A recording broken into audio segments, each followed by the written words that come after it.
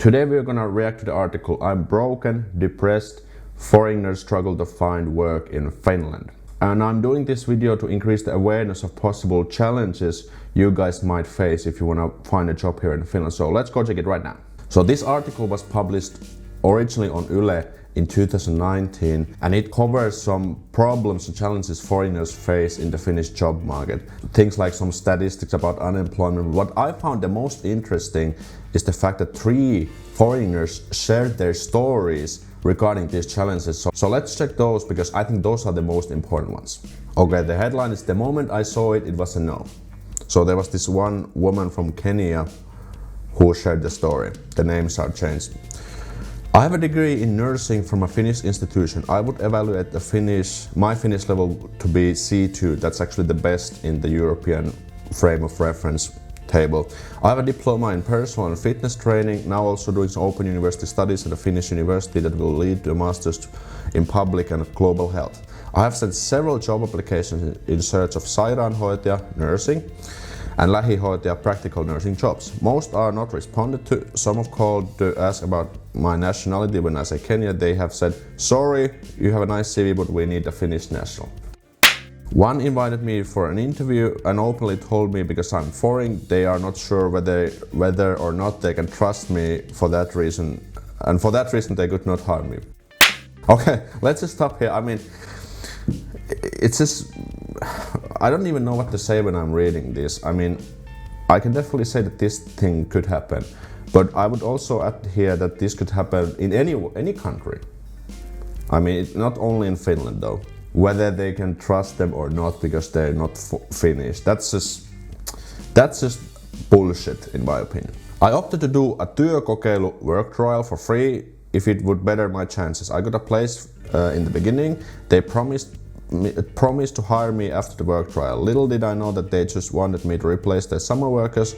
Towards the end of the trial, when I asked the boss if she could hire me, her response was, "You are a good worker and we love your work. We would love you to do 3 more months of work trial, then I will take to another unit where you do 6 months of work trial there." So that was just horseshit again. They were just kind of exploiting this work for free. I also opted for a personal trainer job. My first job was the saddest. When employer called me inside for the interview, her statement was, "You have the best CV I have ever seen. Such a combination, but the moment I saw you, I straight away knew it was a no. Our customers are Finnish and will not be happy to have a black personal trainer. I have a very good qualification and I'm willing to do everything to get a job, but it seems the Finnish job market is not ready for me. I would like to work and give back to the society for the education they have given me. I am broke and depressed." Okay, about this personal trainer thing. Now, okay, I'm trying to think of the employer's perspective. First of all, the employer always has to think the business first. That makes sense, right? Would I be okay to have a black personal trainer? Absolutely. Why not? Especially if she speaks C2 level Finnish. That's pretty much close to fluent, something like that. So what's the problem? I mean, the only problem I could see if all the customers are like this older generation, because I think they might have, the older generation tend to be sometimes a little bit more hesitant. Like, who would want to work in a place like that anyway? Like, if I was working in a company and I would hear that one really potential candidate was rejected just because they were black, I was like what the fuck? That's not really a good employer branding either. Okay, let's jump to the next one. And this one is "Nobody speaks book Finnish." That's actually true. So this was from Robert, Germany. Again, the names are changed. I arrived in Finland 2009 and most people for masters. I had finished my BA in home country, where I also was a language teacher and translator and an interpreter. In other words, a very active student and freelancer. I signed up for Finnish lessons because I wanted to stay here after completing my studies. What was available was in total of 2 to 3 hours of language course a week, and it was book Finnish to boot. That's a funny phrase. Not only was there not enough time to actually learn the language, but what we were learning was mostly useless because nobody speaks that version of the language at all. And that's right. So in Finnish we have the standard language, kirjakieli or book Finnish directly translated, and then you have the spoken Finnish, which is actually the spoken language that people use. So the standard language is more like the written, like the newspapers and the and books and so on. And the spoken Finnish is actually the speak. This is one of the reasons why I, for example, teach on my online courses the spoken Finnish, the real Finnish, so people actually avoid this kind of problems. After completing my studies, I got a PhD position, but the workload made it hard to continue learning Finnish. Now I finished my PhD, but I'm also a father, which leaves me with even little less time to learn it. My point, nobody noticed or took advantage of my willingness to learn Finnish when I had the time and energy. Now that I'm older, have more responsibilities and I'm entering the job market after academia, and it turns out being fluent in Finnish is a must, obviously since we're in Finland. There's a big disconnect between the integration process Finland expects foreigners to engage in, and the resources put and interest shown, in this case by universities and maybe some government offices, in making sure foreigners can actually integrate. Okay, that's really unfortunate. So, what should I say here? This guy said that it's absolutely must to learn Finnish. Well, my opinion is that if you know Finnish, it will increase your chances tremendously. But I know a lot of foreigners who don't speak a word of Finnish and have pretty good jobs here. That's very sector dependent. For example, in IT, there's a lot of big companies where the working language is in English, the company language is in English, and of course, that's why you don't necessarily need Finnish skills.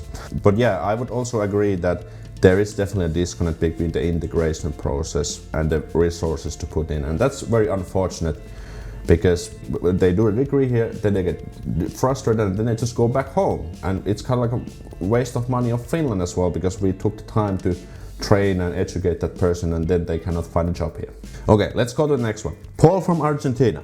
I'm from Latin America and my research group is quite international. Working in academia in Finland is very nice and there are several opportunities I took advantage of. However, I have to say that the people in my faculty and related fields have been leaving Finland because they have been discouraged in their work environment. In some cases, the pay given to foreigners is less than what is given to Finns. Another reason is because social integration is hard. I find it strange how some researchers point out the need of internationalization and the interest that foreigner research stay in Finland. Yet at the same time, whenever masters or PhD students come to Finland, there's no intensive Finnish courses. I think this is a missed opportunity. There should be more emphasis on teaching spoken Finnish or Finnish for business to those who come to study or research. That's actually very true.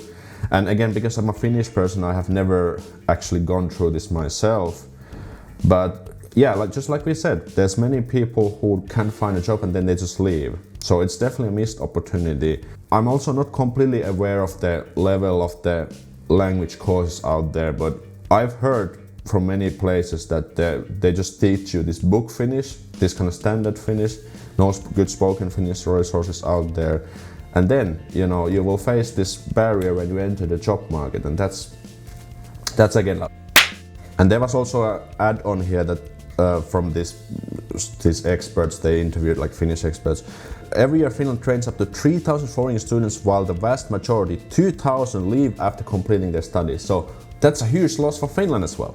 And now they say they are working with Helsinki City together with the universities in the regions to change the process within the universities, so that we have students coming from overseas. Immediately when they are here in Finland, they ask if they're interested in staying in Finland and finding a job. Well, I think that's a pretty good thing.